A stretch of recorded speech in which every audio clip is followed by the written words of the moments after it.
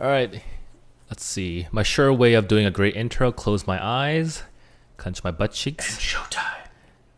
just let it roll. Welcome to the Gaming Blues Podcast, the weekly podcast. Fuck, I had it there.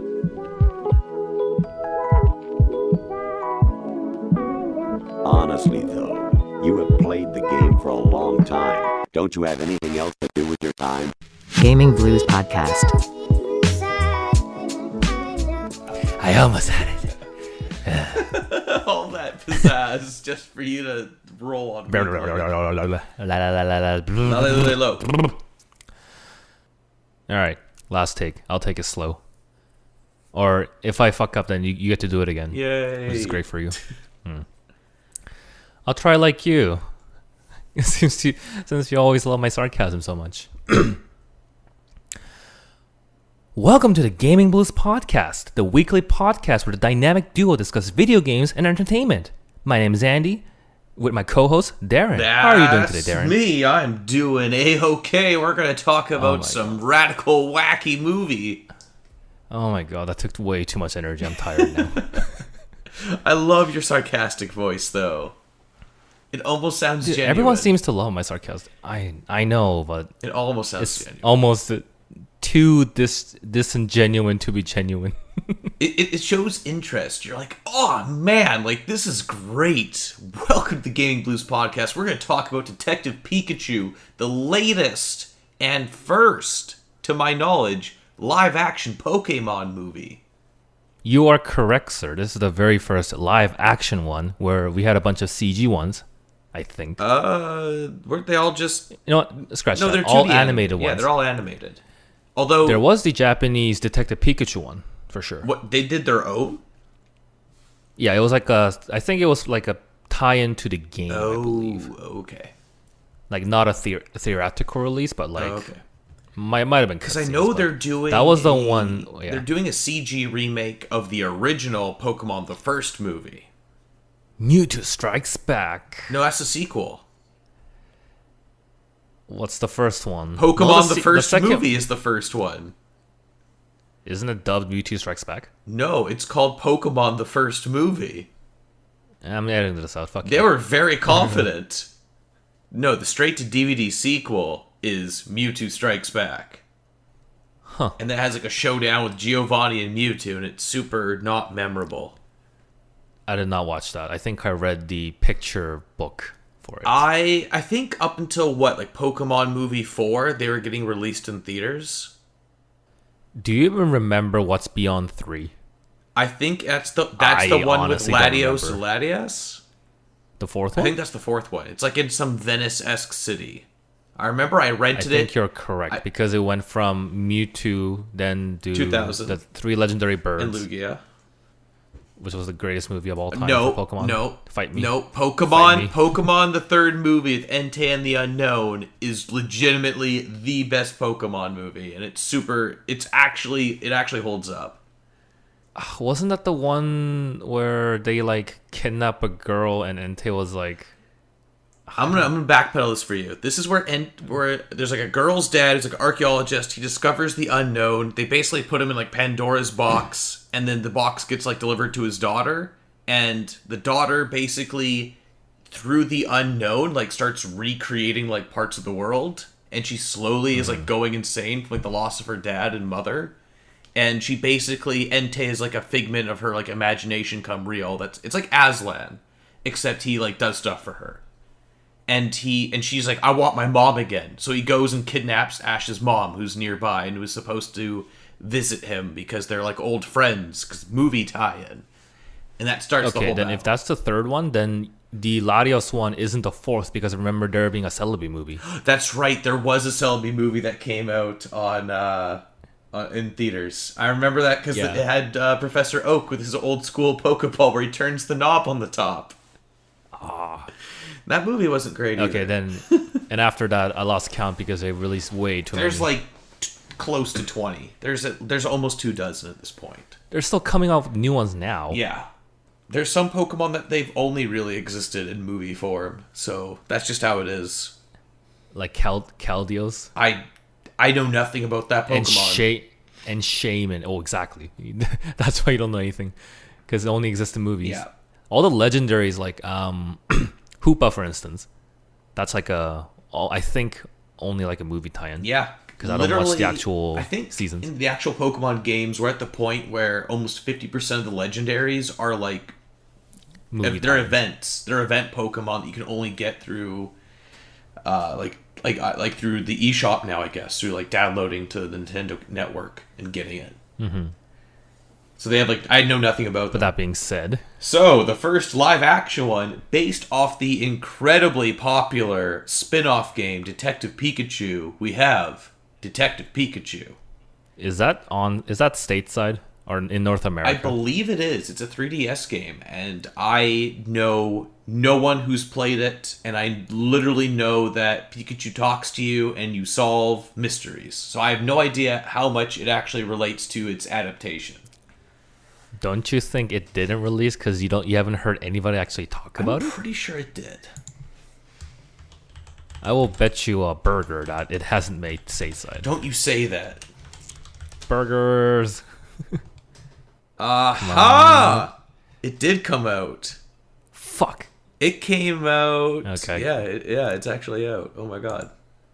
You can get it at Guess EB I owe Games you right a now. gluten-free burger. What? I have never seen this. I'm looking at the. He's wearing like a Sherlock Holmes outfit.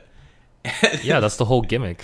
And I've never seen this case. It came out last year, March 23rd, Oh 2018. Really? I kind of want to track down this game now. Does it have good reviews? It's got a 71 on Metacritic. I guess it's good enough for a spin. I see a Charizard with red eyes in one of the screenshots, so maybe that's related. So, Detective Pikachu, I literally just came back from the screening. Darren saw it on opening night without me. I'm kind of pissed about that. And I got my Magikarp and Detective Pikachu promo cards in my promo movie pack. And I didn't get anything because apparently they stopped giving out promo packs. That's weird because they had boxes of them. Maybe it's a different theater kind of thing. Maybe supply and demand. Because I went to my second screening of Endgame a week after the opening night because I missed my chance of getting those limited cups. Oh, those cups and are going to have be those limited cups. Those are going to be in stock till the end of the month for sure. They didn't have it. Oh, at the theater I went to, I was so mad. Oh well, shit. Other people wanted the cups more. But Detective Pikachu, which is the first ever live-action Pokemon film starring in Sound City? Is that what it's called? Rhyme City. Rhyme City. I was City. close. No. But go on. But it follows the adventures of a young man, an insurance salesman, I believe is what he is. That's his position in life. That's his job. Insurance salesman. His name's Tim, which is the same name as the character from the game, according to Wikipedia. Just so we're on the same page. Essentially, so the movie's the adaptation of the game. Is. Although they look different, and I'm not sure if the events are closely followed, but whatever. In the movie, it follows Tim, who goes to Rhyme City after he hears that his father has supposedly died. He was on a big case because his dad is a Rhyme City police detective. They work closely with their Pokemon. The movie makes a big deal that you do not battle Pokemon in Rhyme City. You're meant to live side by side because this philanthropist, this big business tycoon, he basically designed and built Rhyme City so that people and Pokemon can learn from each other and be equals. Or at least that's my understanding of the ideology. But they're still a giant corporation.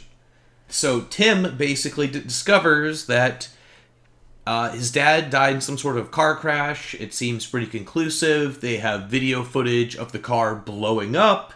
The head detective, played by his name is escaping me. Ken Watanabe. Yes, Ken Watanabe with his Snubble. That's right, his partner Snubble. He informs Tim that, hey, your dad's dead. Sorry about that. Your dad liked you. And he's like, no. And Tim's super bitter. He's an ex-Pokemon trainer he was never there for me. Who hates his dad because his dad Did police work? Yes, because Tim actually didn't live in Rhyme City. Only his dad did for work. But I was always confused by this because essentially in his backstory over the course of the movie, they explain that Tim is estranged to his father because he lived with his mom. Grandma. I'm trying to go back even further because his mom died. She died of a sickness, and his dad basically, to like not fall into grief, basically pushed himself into his work. And he wanted Tim to live with him in Rhyme City, but Tim was like, "No, I'm gonna live with Grandma. Screw you, Dad." For like, I don't know. Daddy issues. Yeah, it's like the most. Parents were never there for him. Maybe, I don't know. He was like 8 years old. I don't know. I always thought that was really weird about how he was like so against his dad over like nothing. And apparently, at some point, he was a Pokemon trainer, and then he gave it all up to be a normal person. I got all that right so far? Correct, from what I can remember from an hour ago. So, as the trailer suggests, essentially this film follows Tim trying to discover what happened to his dad because in his dad's apartment where he's clearing it out, he runs into a talking Pikachu that he can understand, but no one else can. Cue shenanigans. And from that point, we discover the secret behind the R vial, which contains a purple smoke, which Tim discovers when he was digging through his dad's old stuff, which makes Pokemon go crazy when inhaled. But Andy, Rhyme City and Pokemon don't fight. That's absolutely bananas. Who's distributing these drugs? It's not Team Underground Rocket. fighting. Spoiler alert, it's not Team Rocket. That pissed me the hell off. No, this is Ryan City. That pissed The me. R is just a coincidence. That pissed me the hell off. They had such a good chance to tie it into Team Rocket, like criminal, especially because it's a criminal organization and you have police. Oh, that's such a lost opportunity. No, it's just called R. It's a throwback. Essentially, though, I think we should stop the synopsis here and we should go into our overall thoughts on the movie because it is a short film. It is definitely a film for children with a lot of references for, those 90 kids who grew up with Pokemon and in the middle of Poke Fever. I have a argument for that this is not really a kid's movie. What's that? In a way. But I'll get into my portion of the section, but do finish your thought. I also was going to ask, do we have a spoiler warning? Are we getting to spoilers now, or are we saving that for later? I don't know if people care, but it's good to... I don't think people will care. Sure, right. I will title this as the Pokemon movie Spoilercast. Sure, all right, you heard it here. There's going to be spoilers. If you haven't seen this movie, run, go see it, come back later, or read it online, then come back. Anyway. Maybe just wait it out. It's not the end of the world like Endgame if you get spoiled or not. Yeah, I mean, there's no Smash Brothers cinematic universe quite yet. We're getting there. All right, let's dive in. All right, so overall thoughts. 22 minutes. I think the best way I can describe this movie is that it is a fantastic visual representation of what has always been a highly anime and 2D animated series with a heavy Japanese aesthetic. I think it's a really cool adaptation to see a realistic version of a lot of everyone's favorite Pokemons. And it's our Pokemon. Sorry, it's not plural. Gotta catch myself there. Mm-hmm. But overall, no Pokemans here. But overall, I really enjoy the visual aesthetics of everything. I think like the camera work's pretty good.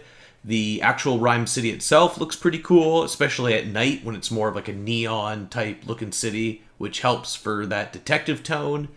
Ryan Reynolds is great.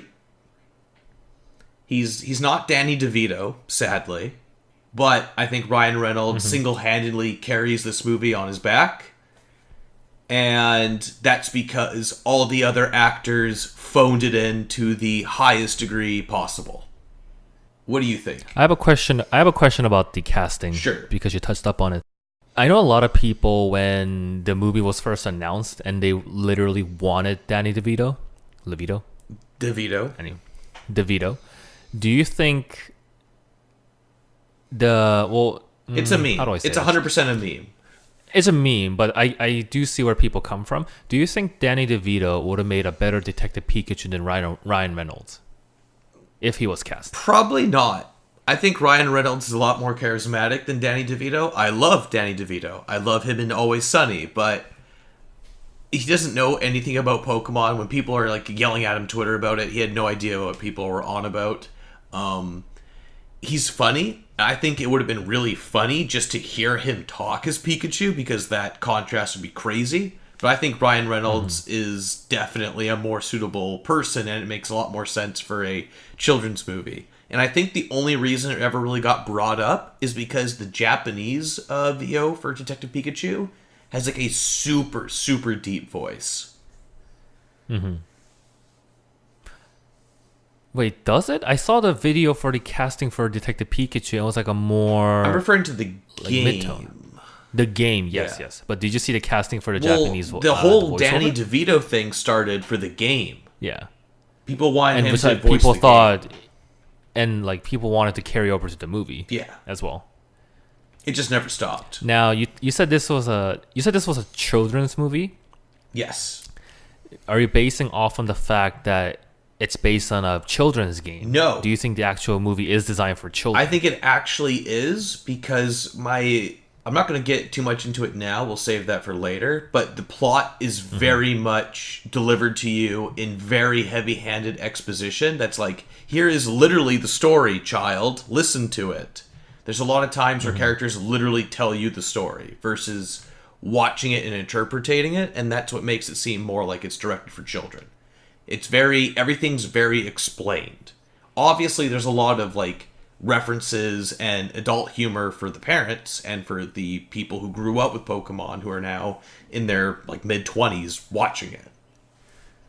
But overall, it's definitely still targeted towards children, and it's meant to help promote various new stuffies of Pikachu and the other Pokemon. All right. So my general review is much on par with yours. The movie visually, it's really astounding. Actually, I think all of us have thought of at least once that what would it be like to live in a world of Pokemon? I dreamt. Like if I suddenly go outside and if I see like Pidgeys flying around and shit. You know, it's one of those like fantasies we have every now and then, and I think this is a good representation of what it would be actually like. It's because it's hard to imagine it beforehand when it's just like a 2D drawn picture or a 2D sprite. Like it's really hard to picture that in 3D and looking like realistic. Like you don't think about Because the texture. you gotta get fur and that Yeah, kind of you don't stuff, think about the texture. And the movie had tons of textures. Like Pikachu, you just want to go up and hug him because he's like fluffy. And you see like Growlithe running around. And you're like, oh my god, they're fluffy.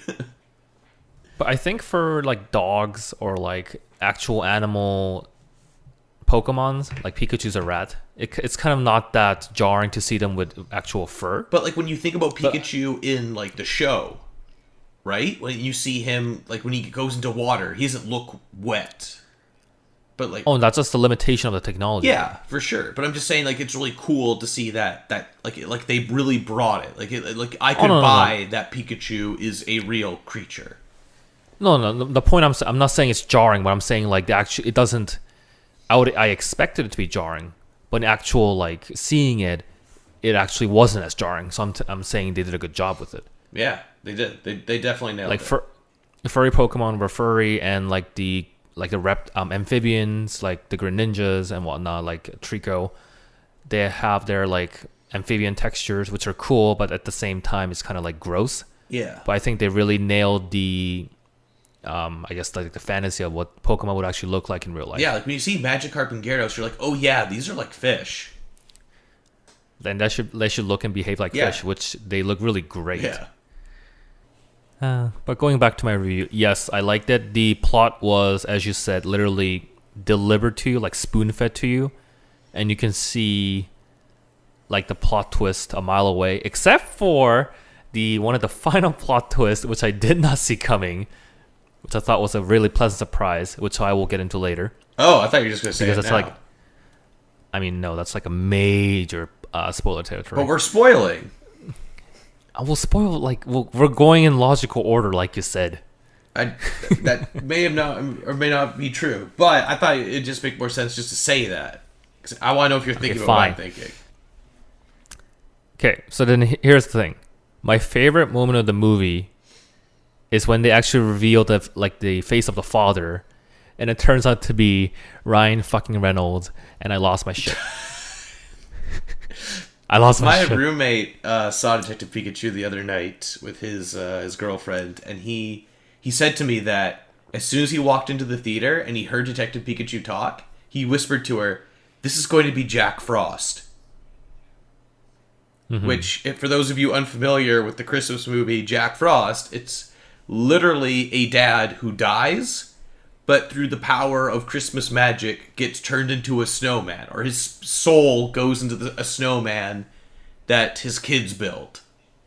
And so he's still there, and it's like this whole thing of him trying to convince them that it's him, and then eventually he has to go away because winter's over. And it was so true. And they do such a... It was so weird throughout the whole movie about how you never see the dad's face. And there are also other hints where I think the most telling one was when the initial APOM went berserk in the apartment. Yeah.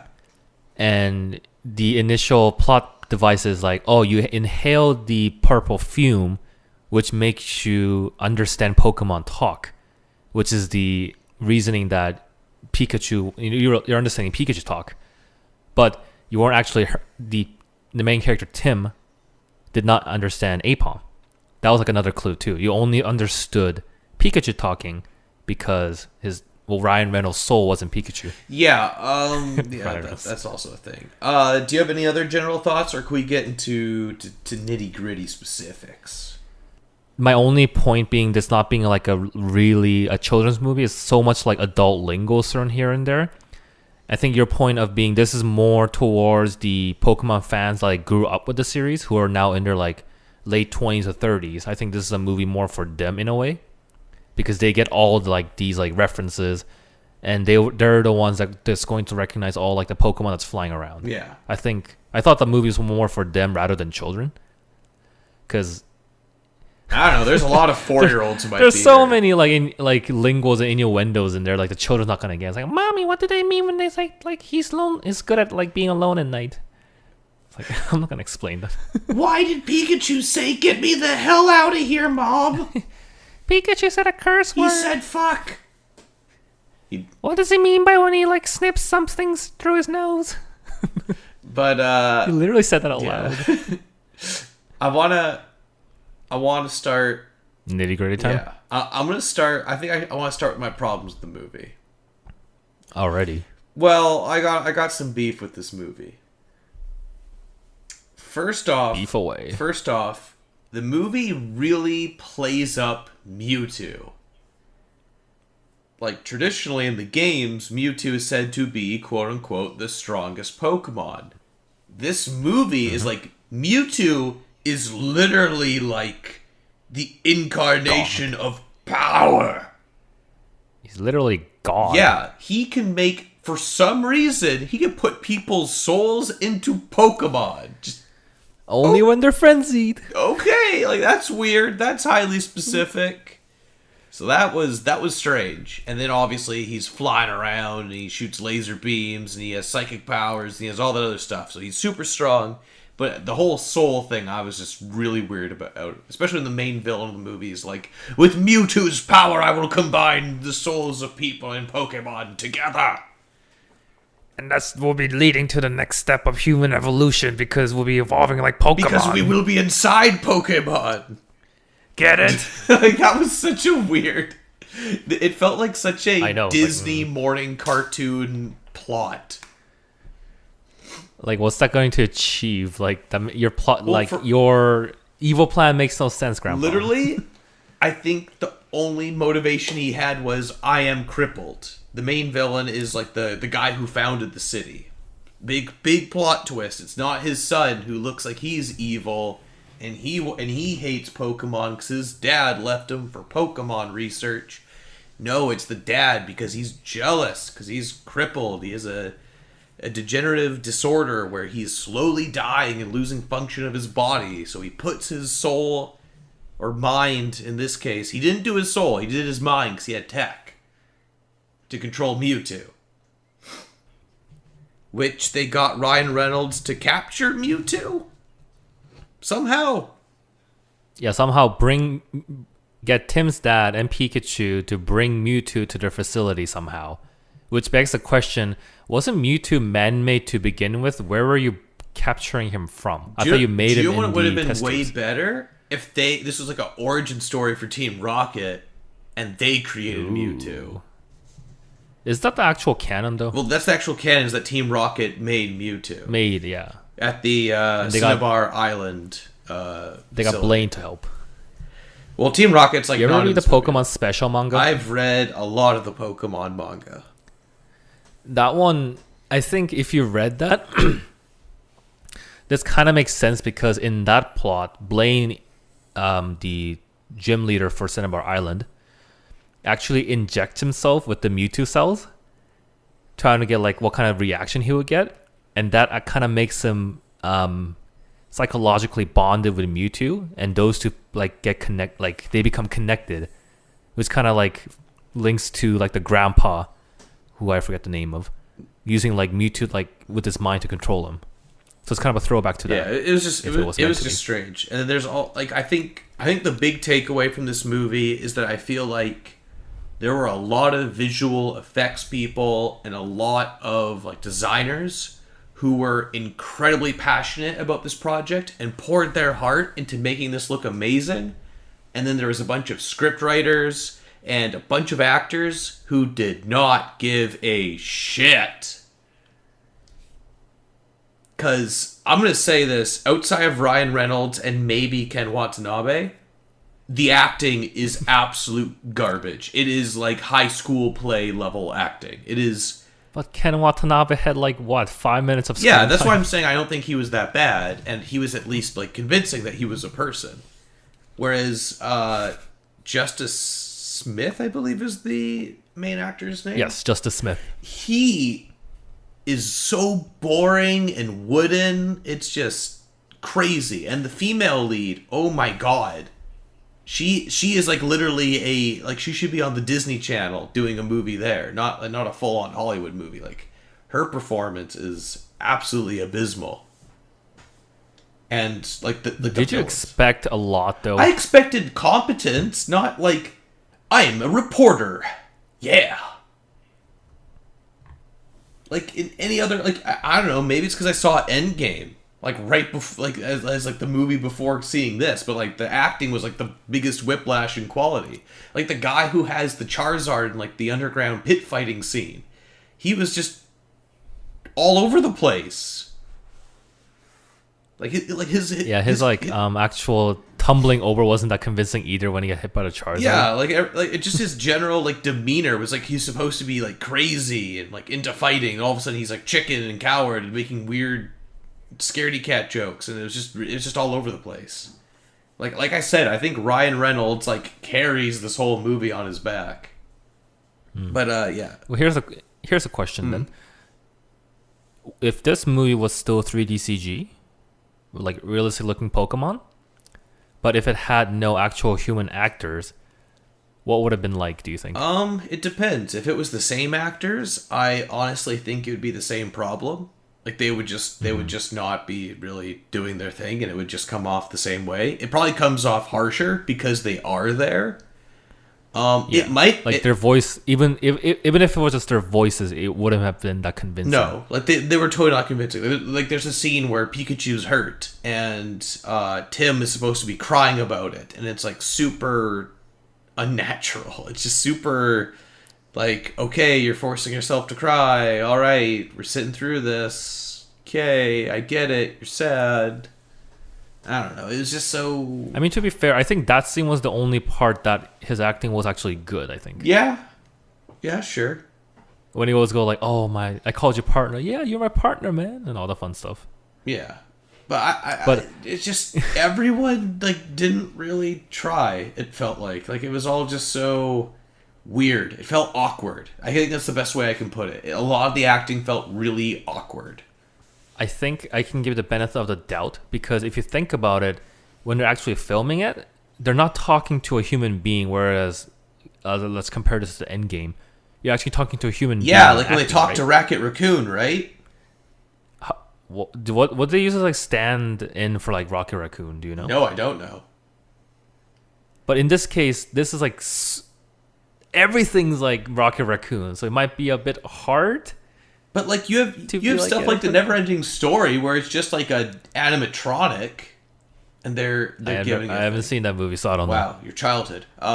But there's like tons of other movies where it's just like puppets and stuff like that, and people make it feel real. You know, they do their bit. Whereas everyone here like just phoned it in and barely put in the effort. And even okay, and it's not even my issue's not even when someone talks to a Pokemon. It's when people talk to people. But also consider this. Maybe I can't imagine the budget for this movie was super large. Must have been pretty I bet good. I bet you the 80% of the budget went into like the 3D CG and 10% for Ryan Reynolds. All right, who can you hire? Oh, Ken wants to do a freebie. Perfect, get him in here. Oh, perfect. Oh, we're sharing the same area as the Godzilla scene. Okay, good. Just bring him for like 5 minutes. He can act and go away. What's that? You said your niece wants to be an actress. Perfect. We don't have to pay her though, right? Okay, get her in here.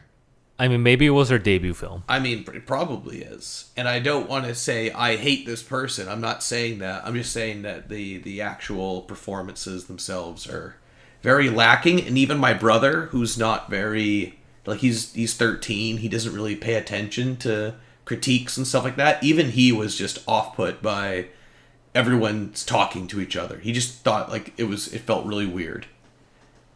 And he's seen all sorts of crap. Like, he's seen Pixels and walked away from that fine. Ew. Exactly. It was a noticeable thing. And my friend who saw it, my roommate and his girlfriend, they both were like, that acting. Like, it seems to be the general consensus that the acting was not strong.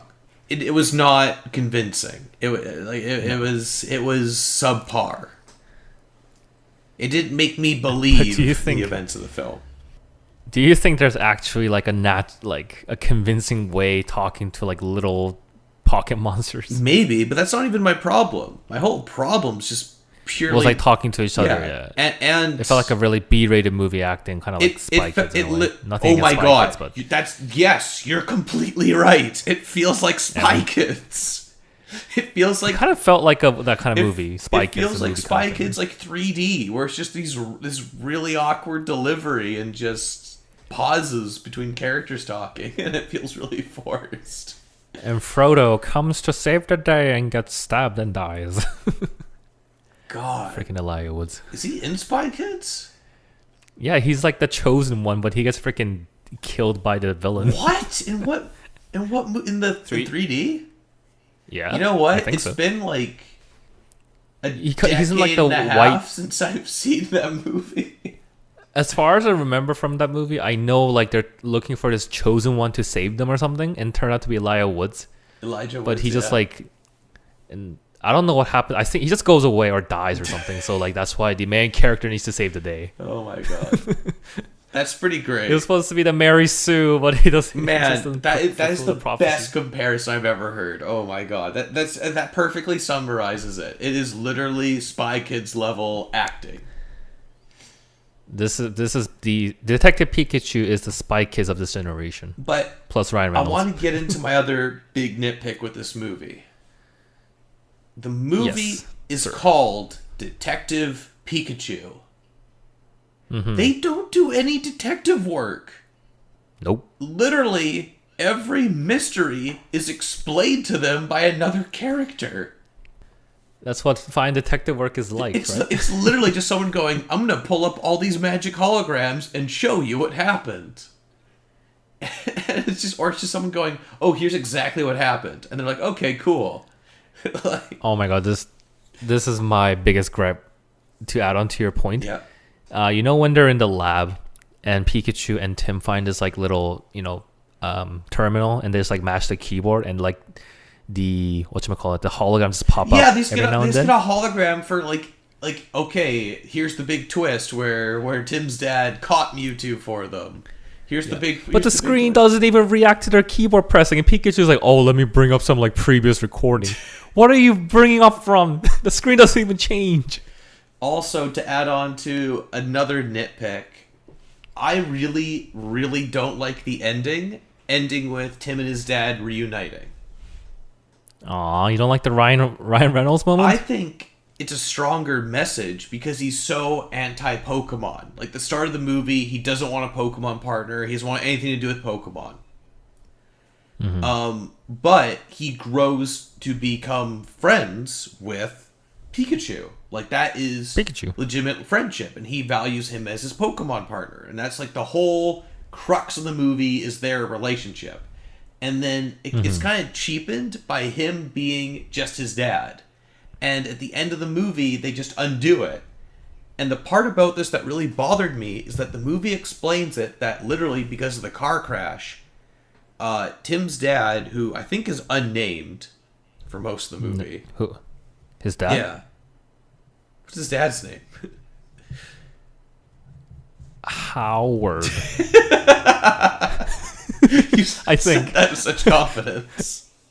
All right. Well, Is Howard no, Howard's the villain. yeah. Okay. What was his dad's name? Howard is the guy who takes over Mewtwo. Yeah. No, they say his dad's name because they always say it.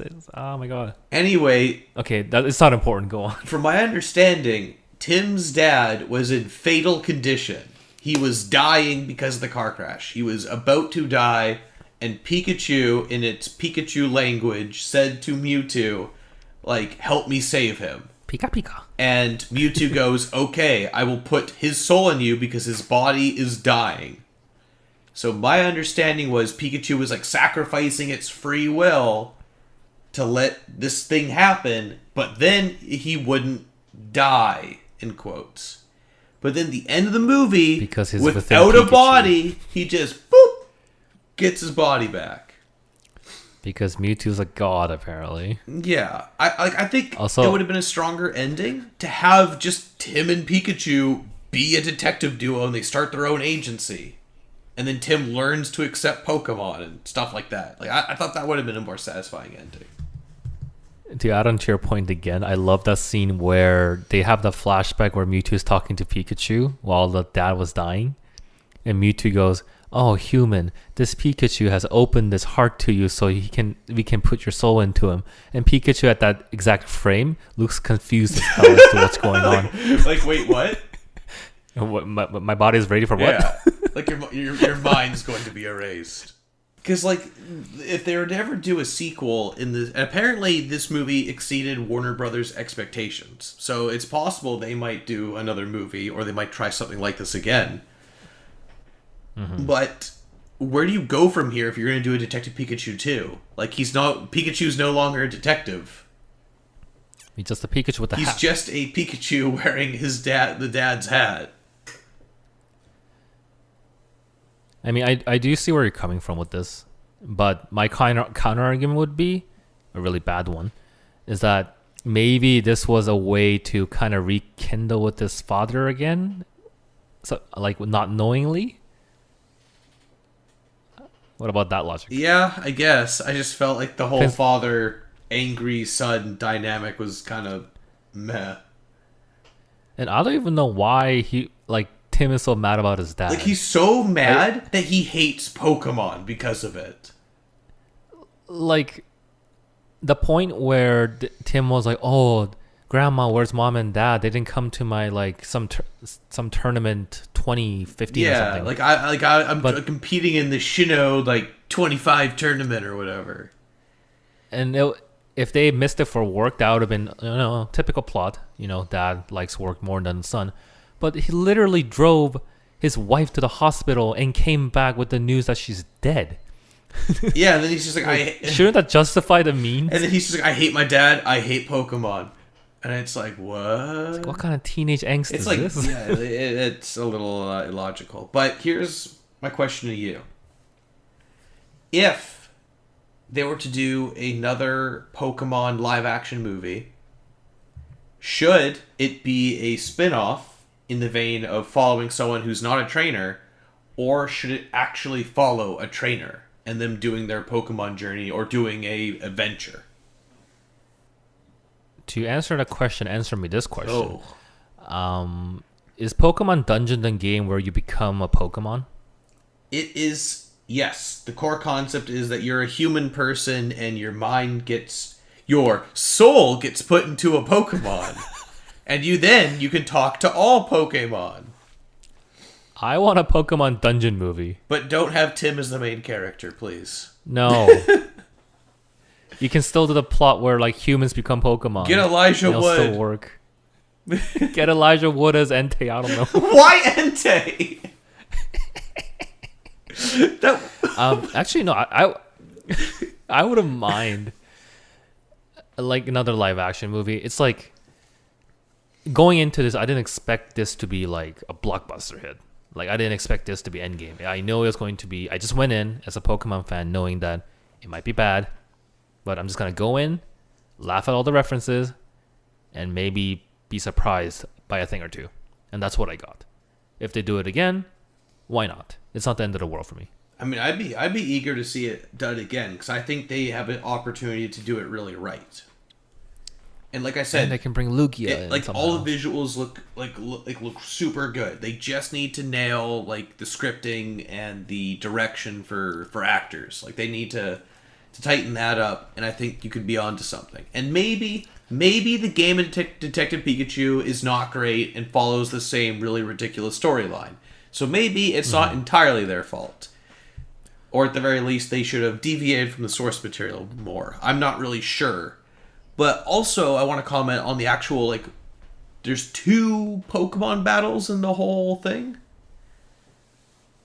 Do you count the little the skirmish with Mewtwo and Pikachu as a battle? Yeah, I'd count that as a battle. They Okay. fight, and it looks Then cool. there's 2, There's yeah. like the cool Volt Tackle and all that. There's the scene with the underground fighting where there's the Blastoise fighting the Gengar. Like, that's cool.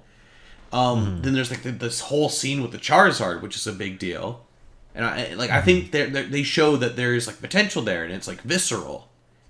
And I think they should totally expand upon that because I think that could do well, especially in the vein of how like some of the later Pokemon movies look. One of the plot progression that I did not like about this movie is when the initial scene where Tim's friend tried to like help him get the Cubone. Yeah, that was a weird scene. And after that, if his friend goes on this like conversation saying like, you know what, all the kids are leaving this town. I'm going to leave the town soon because I have a Pokemon. They're literally going through the whole like the opening of a Pokemon game where the kids gets when they become of age, they leave with their partner Pokemon out into the world. Or at least his like 20-something-year-old friend is. Yeah, He's not a 10-year-old leaving. I'll tell you that much. Yeah, the 10-year-olds doing their people's insurance. I wouldn't put them with them. I can barely do my own insurance writing. Anyway, like they established that plot of like, Pokemon, like during the whole trainers Pokemon battle kind of like plot line, right? Yeah. And they throw you straight into the Rhyme City thing where you're like, oh, Pokemon, we don't make them battle. We don't put them in balls. Like, you just literally undid all of your, like, initial build-up. Like, oh, this might be an actual, like, trainer thing. But no, you just, like, bring him to this, like Neo-Tokyo town where, Pokemon and, like, people just live in harmony. Which I'm nothing against that. But why do you build up this thing where, oh, we're, like, throwing back to the original Pokemon storyline and then just do this shit? Probably just for the sake of throwing back to that storyline. It was probably something that they just they thought they would do to throw that out there and then undo it so they can move on with the plot. It would have been more interesting if they actually took the actual Pokemon formula and turned that into a movie. Yeah. Or at the very Like, least, if you're going to do a detective movie, do detective stuff. Solve a crime. Solve multiple crimes. What they solved isn't even a crime if you think about it. I mean, it was just like It's just like government conspiracy. Yeah, it's just government conspiracy. There was no like any sort of, and there wasn't any detective work. There was literally, we talked to Mr. Mime, and that was it. We pressed some buttons on consoles and it gave us holograms. Yeah, that was all very strange. Because I also think there would be potential in like I said, if you're gonna do like looking at a crime aspect, like do a thing with Team Rocket or something. Yeah, like an origin story, like you said Like, before. it doesn't even have to just necessarily be an origin story. I think in the case of this movie, they could have explained like the whole R thing. Like that could have been a good way to get that in there. But I think like there's so much room for that, and that's a known villain group that you don't have to explain. You don't need to give lore for Team Rocket. If you say these guys are part of Team Rocket, every kid in that theater is going to know what that means. I'm surprised as to no Meowth. Especially because Not a that's the single OG one. talking Pokemon. Yeah. Whose soul got put into that? Did you see a single Meowth? I don't think so. I think the actual selection of the Pokemon in the movie is interesting because it's quite a bit of variety from every generation. They even got the third one. Which one is the Empoleon from? Is that third? That's fourth. That's fourth. Yeah, they have like a lot of fourth gen Yeah, ones. they had some ones from Gen 5 with the bird Greninjas. Pokemon, Greninja 6. They have a lot. Yeah. Like everything except for like the X and Y generation on. No, there, that's I think. Greninja's X and Y. Like the Yveltal era. Yeah, that's Greninja. He's from that era. Oh, is that Yeah. Greninja? Oh, my bad. I thought he was from the Black No, and White. Black era. and White, they had some of the birds. No, that's Empoleon. No, that's Platinum and Diamond Pearl. Wait, what's Black and White? Black then? and White is Ombor. It's the one where Zekrom and Reshiram are from. But they had a eagle. They had an Helpful. eagle bird Pokemon that was That Falcon. yeah. They had The Falcon. yeah right? yeah. I can't remember its name off the top of my head, but that was from that gen. But I think Sun and Moon, like Gen 7, might have been like the only one that wasn't super well represented. I think so, because I can't remember any Pokemon from that era being in. But No, isn't that the Bison Pokemon part of that? that's gen? from Black and White. That was Buffulon. Oh my god. Yeah. Yeah, but I was expecting to see a think that's sold. Tauros. And then I was like, oh man, that's Buffalo. Like, that's crazy. But I do think they did a good job representing that. And in the cases of like Sun and Moon, most of those Pokemon are supposed to be unique to Alola. Oh yeah, maybe that's. And why. and It's they're all Hawaii. like very tropical themed. So that kind of makes sense in like a city environment, why they wouldn't be there. Yeah, I can understand that. That makes perfect sense actually. Although They're stuck in. where Hawaii. was Muck? They're living Well, they didn't go into any sewers, did They they? went to. They're like, you're going to an alleyway. There should be a muck, you know, that just eats children who walk by. Like that should be a thing. No, Japan's clean. What about that psychic cat that like hypnotizes children? Esper. Where's that? I mean, Pokemon in the they alleyways? did reference the lore of some Pokemon, like how Cubone's literally wearing the skull of its dead mother. They referenced like stuff like that. That was cruel. What about how it said that Gengar like kidnaps children and steals their souls? Stuff like that. That's too dark. But like, oh my god, if they like went into that, that could make for some crazy cool movie situations. I also love how they kept to the actual like sizes of the Pokemon. Mm-hmm. Because the initial chase scene of the Cubone to Tim, the Cubone is like freaking pure. yeah. It's like I love that scene. It's like this little tiny like dinosaur with the club just like chasing him. Like even And the bone- even in the anime, like sometimes the perspective of how Pokemon look and how big they are is kind of lost. Like you don't really feel that much of a size difference between a Pikachu and a Charizard. You're like, oh yeah, it's bigger, but like here you're like, oh yeah, Charizard can eat Pikachu, no problem. Oh yeah, I think that's I think they did a really good job with the proportions. yeah. All right, now we got the nitty gritty scenes or nitty gritties. How about we talk about some of our favorite moments? Anytime Ryan Reynolds gets close to swearing or saying hell and stuff like that. Ryan Reynolds saying the Pokemon theme in Depression. Yeah. That was a great. That was true. There was people in the theater cracking up. I thought Tim was singing that initially. And then it's a Pikachu. I'm like, oh, this is great. To sort of top off on this, since we talked a lot about how we like the visual designs of the Pokemon, not including Pikachu, because clearly Pikachu had the most like money thrown in at him because he's the mascot of the movie. Which Pokemon real world design did you like the most? I have one joke and I have one actual answer. Which one do you want first? Yeah, dealer's choice. Tell me your joke one first, or actually just say them in any order, and I have to guess which one you're being serious about. Ludicolo! Ludicolo actually does look pretty great. That was fucking. I love that scene. That's a joke one, but the actual one, Gyarados. I thought that was freaking great. Yeah. No, I do appreciate Gyarados. I personally really liked how the dog Pokemon like Snubbull and Growlithe. I really like Growlithe. I was like, oh my god, Growlithe is a dog. Like I was like, I could buy it. Like, look at him, it's a dog. I thought the Treecko was also really good. Yeah, too. when it's just chilling there. Yeah, I thought the Charmanders looked kind of weird.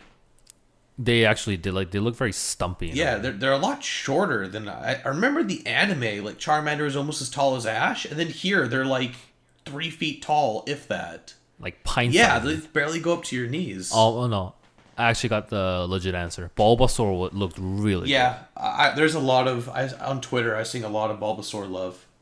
Did they show Squirtle in the movie anywhere? Yes, I think they did. Yeah, they showed a lot. They had Blastoise. They showed one in the TV scene where they're showing like firefighters. Oh, that's right. Squad. Yeah, there was the Squirrel and Squad. Another scene after the first Gengar and Blastoise fight where they have a little Squirtle like squirting water so the Janitors can clean it up.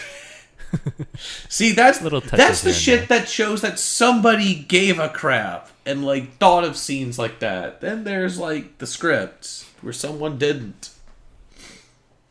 I also want to give shout outs to Ditto. The first line that the female protagonist says, it was super cringe. Yeah. I want to give shout. I talk the talk and walk the walk. Ugh, that was rough. Shout outs to Ditto though, and the Ditto eyes being a plot point. Did you love it on the girl? It was just so creepy. And then that Ditto was super OP because it just turned into anything.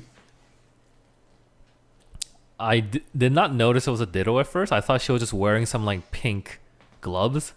But that was like a throwaway. No, straight up. That was like the one plot twist that surprised me was that this weird bodyguard person was just Ditto in disguise as a human. And they were wearing sunglasses to cover up the Ditto eyes. That actually got me. Another point that supports that the writers, as not the script writers, actually knew Pokemon to an extent that this will actually make sense for a plotline. Somebody did, yeah. Whoever you are, you deserve a medal, and hopefully you write the sequel. Or at least you have more creative control. Please cast Elijah Woods as Entei. Why not like something like the first thing that comes to my mind is like Liam Neeson as Entei. Oh god, dude, that'd be so creepy. But he did Aslan already. Oh, the lion? Yeah, it's Liam Neeson. Oh, sorry, I didn't watch that movie. I only read the books. Just imagine Liam Neeson talking whenever the lion talks, and that's it. I will find you, and I will kill you. I will find traitor. you, and I will burn you. Who would you cast for like? Wait, who's another mascot character that's actually talks? Well, to be fair, there's not many Pokemon that talk, because in this movie, only Mewtwo and Pikachu talk. I got this. If they do end up doing, or some kind of doing like a throwback to the Team Rocket with Jesse and James and all that, who would you cast for Meowth? Ooh.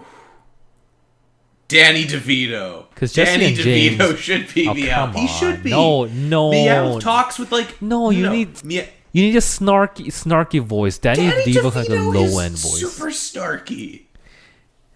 Dude, Danny DeVito is not a Meowth. But like Meowth does like a weird like Brooklyn accent and tries to be like all like Italian like that. And I think having Danny DeVito do that could totally sell that. Especially if they want Meowth to be like a scumbag. I guess. Like, I can't really think of anyone else, but I don't think Danny DeVito, just because of the tone of his voice is like so low. And we have this like nuance, what do you call it? The standard of like what Meowth actually sounds like in the Pokemon, like the anime. He's going for like bring in Joey Wheeler's voice actor. Get him on the job. Can we get the guy who does the bridged voice for Joey? Actually, that would be a perfect fit if you think about it. Yeah, Jesse James. Yeah, Pikachu. Like that, like. Have you heard of my whatever? I can't do it. But the point is, yeah, I think he would actually get a little Karibo to do something. Oh my god.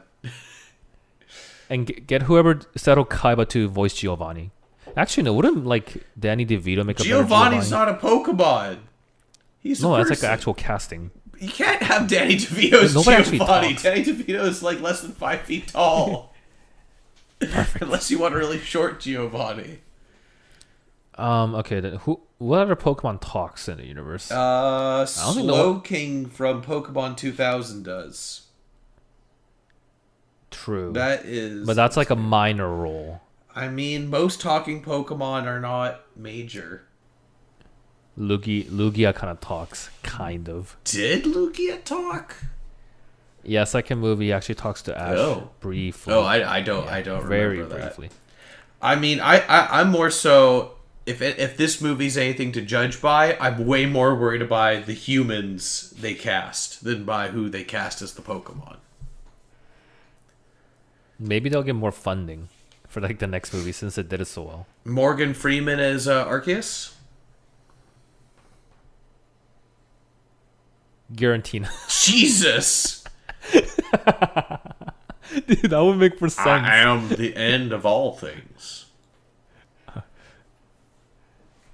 Oh, so let's go back to your favorite visually pleasing Pokemon, I guess. Who was your favorite? I think Snubbull looked arguably the most convincing of any of like the side ones. Psyduck also looked surprisingly good.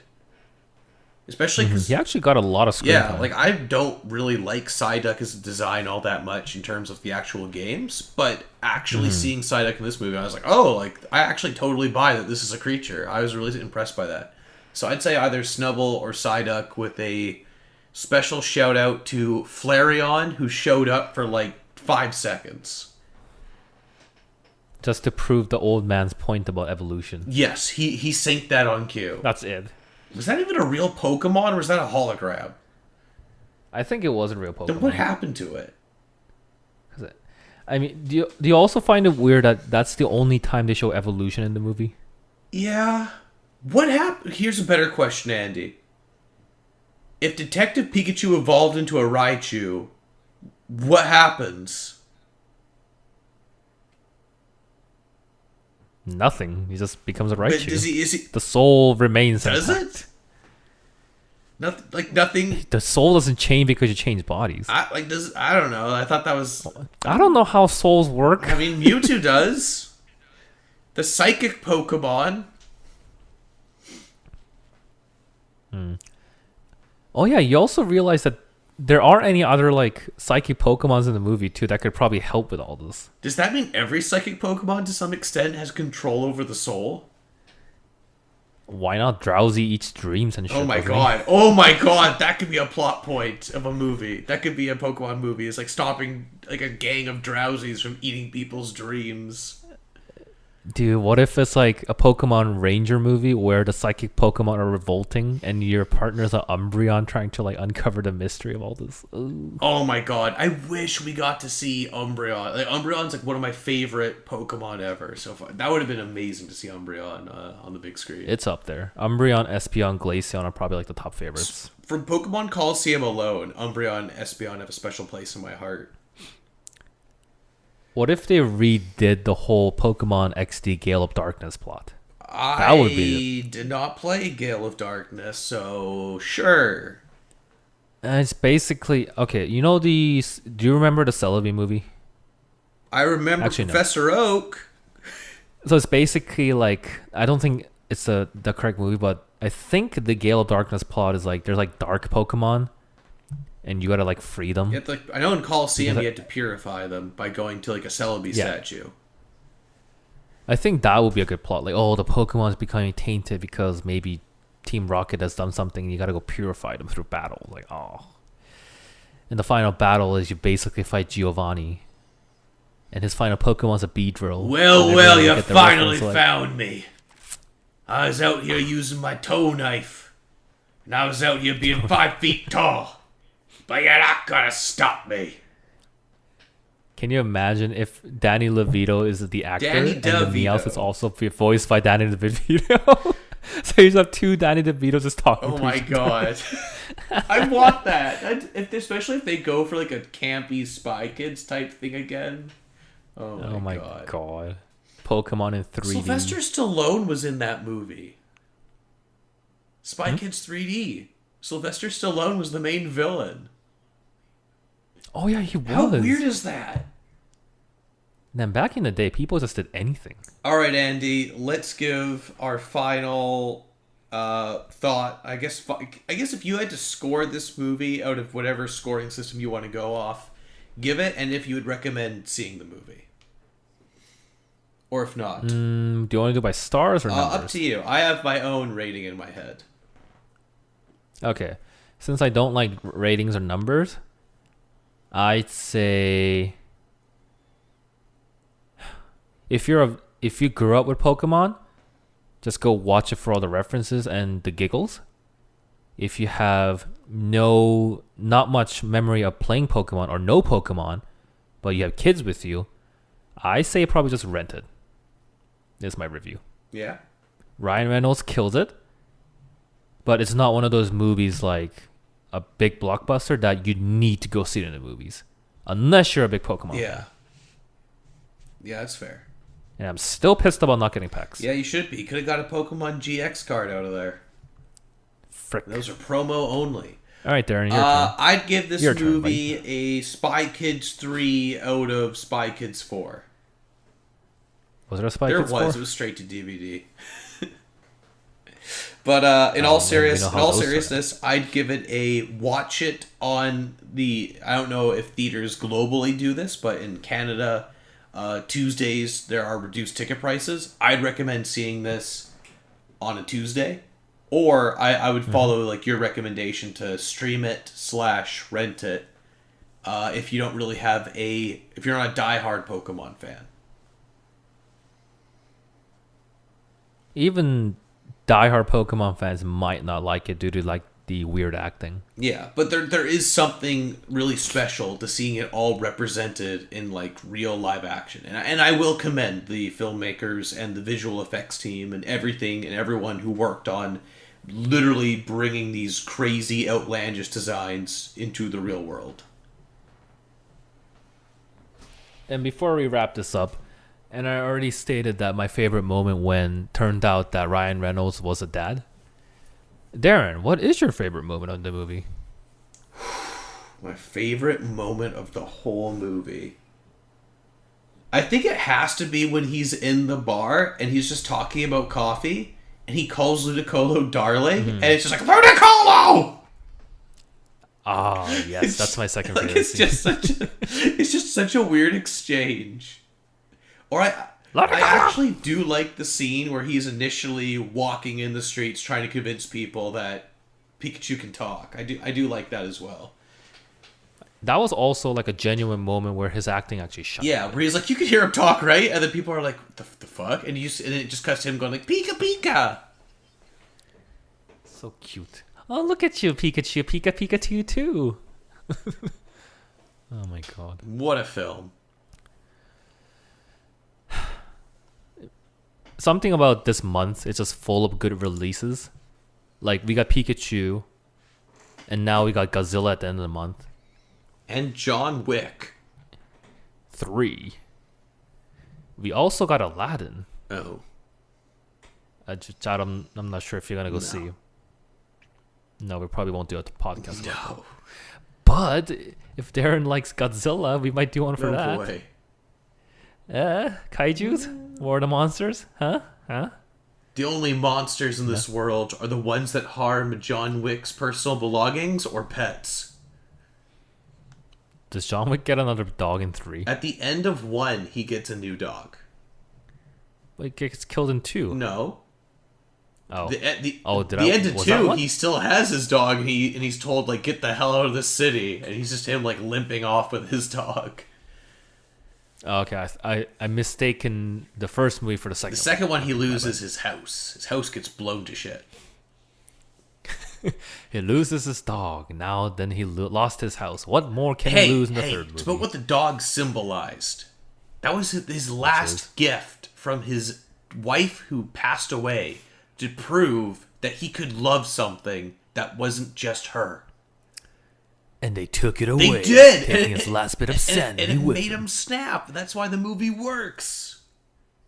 That's why the movie works. No, they really convince you that, like, he loved his wife so much, and he's, like, literally ready to, like, he's suicidal. And then she had, like, a video message saying, I ordered this dog for you. I want you to, like, to raise it and to, like, care for it. And basically, like, take care of it like you were taking care of me. And he does everything with this dog. He just takes this dog around his cool car, and they hang out, and they convince you of it. And they take it away. Much like John Wick's dogs, listeners, we value your support for the podcast, much like John Wick's dog. Thank you for listening to the podcast. You can reach out to us via Twitter. Mine's at @LastBlues. Gaming Pilgrim. If you have any thoughts or comments about the movie that you want to share with us, do send us a DM or write on our timelines as you wish. And Darren's is at Gaming Pilgrim. Yes, that's correct. You can find me there. This podcast is available on major platforms, and VODs will be available on YouTube the following day after it is uploaded on the RSS feeds. Thank you for listening, viewers. We'll see you next time with more video game news and maybe movie spoiler podcast. I almost had it. So close. I almost had it.